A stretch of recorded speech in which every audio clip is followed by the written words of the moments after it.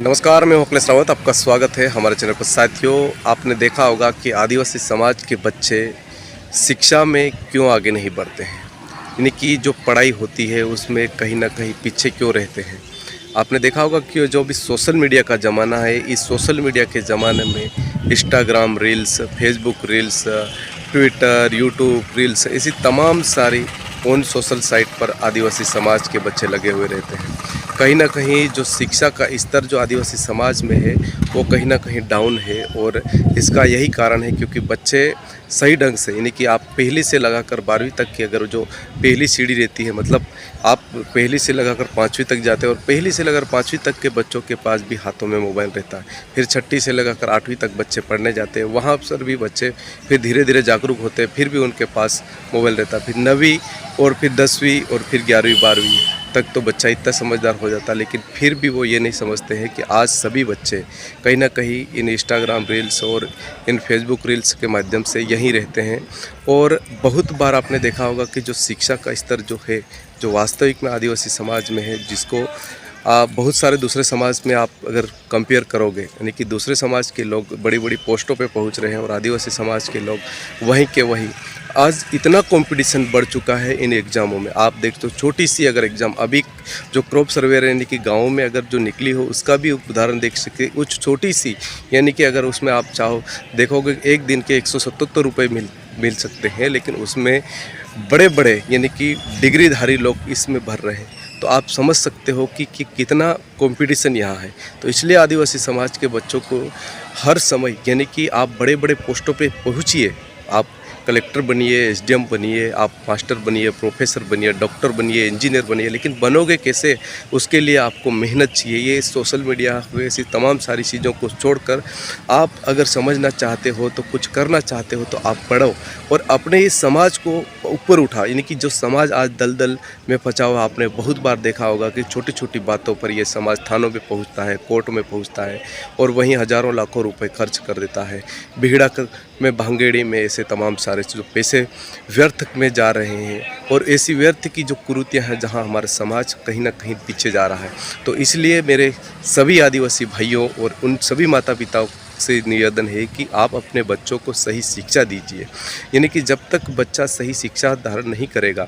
आप उन बच्चों को ऐसी एग्ज़ामों में बिठाइए जहां बच्चे उसको सही तरीके से दे और सही तरीके से उसको देकर पास होए। आपने देखा होगा कि बहुत बार शासन ये जो नौकरियां निकालता है, कहीं ना कहीं हमारे जो आदिवासी समाज के बच्चे उसमें बहुत पीछे रह जाते हैं, और ऐसे बहुत सारे जो खाली पद रह जाते हैं, और उसका फिर से ये सब सरकारें हैं दूसरे किसी अन्य समाज को वहाँ पर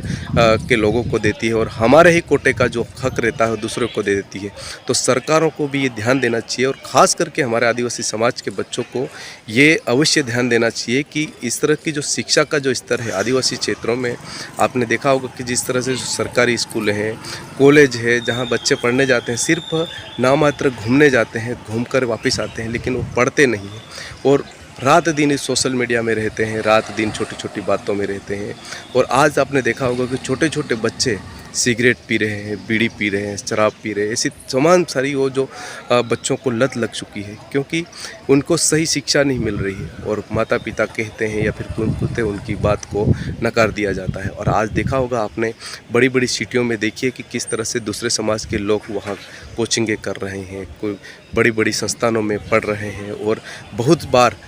बड़ी बड़ी पोस्टों पर पहुंच रहे हैं। कभी आपने सुना था क्या झाबुआ का, कभी अलीराजपुर का या फिर आसपास का कोई ऐसा व्यक्ति जो इतनी बड़ी बड़ी पोस्टों में पहुंच गया? लेकिन दूसरे लोग इस बड़ी बड़ी पोस्टों में पहुंच रहे हैं, और हमारे समाज के जो वास्तविक में आदिवासी समाज का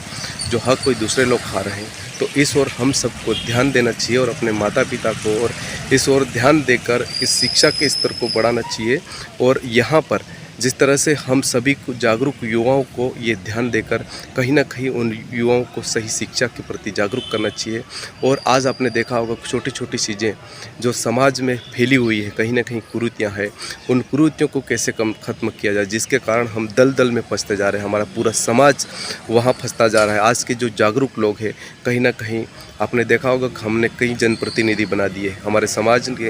के नाम पर बहुत सारे जनप्रतिनिधि बने, उनके कोटे के आधार पर, मतलब यहाँ जो जिस तरह से अगर झाबुआ, अलीराजपुर और आसपास की जिलों की जो आदिवासी क्षेत्रों की बात करी जाए, कितने जनप्रतिनिधि बनाए जाए, लेकिन क्या बदलाव आया है बताओ आप? क्या इस क्षेत्र में कुछ बदलाव आया है? झाबुआ ज़िले में कोई इतना बदलाव हो तो बता दो। वही का वही जिस तरह से जो चल रहा है, अधिकारी आते हैं, अधिकारी जाते हैं और यहीं पर सारे खेल मतलब बड़े बड़े भीड़े भंगेड़ होते हैं और वहीं खेल खत्म होते हैं। तो इसलिए हमको जागरूक होना चाहिए और सभी युवाओं को ये ध्यान देना चाहिए, ताकि जिस तरह से जो शिक्षा का स्तर जो डाउन हो रहा है, उस शिक्षा के स्तर को हमें बढ़ाना चाहिए और अपने बच्चों को सही शिक्षा देकर उनको सही पोस्टों पर ले जाना चाहिए, ताकि वो बच्चे, और बहुत बार आपने देखा होगा कि बच्चे एक तैयारी किसी मान लेते जैसे कांस्टेबल की हो, चाहे पुलिस भर्ती हो, चाहे टीआई की हो, या फिर एसडीएम की हो, एमपीपीएससी, यूपीपीएससी, ऐसा कोई लक्ष्य नहीं बनाते और जैसे चल जाते हैं। और माता पिता भी उनको सही ढंग से नहीं बताते कि ऐसा करो बेटा, लेकिन उनको क्या है कि वास्तविक में जब इस दलदल में वो उनको जाते हैं, उनको पता चलता है, तब ऐसी सारी चीज़ें होती हैं। तो आप सभी युवाओं से मेरा निवेदन है कि ये सोशल मीडिया रील्स और इंस्टाग्राम के चक्कर में ना पड़ो और अच्छी शिक्षा धारण करो और अच्छे पढ़ कर कुछ बनो और समाज का और अपने गांव का और देश का नाम रोशन करो। धन्यवाद।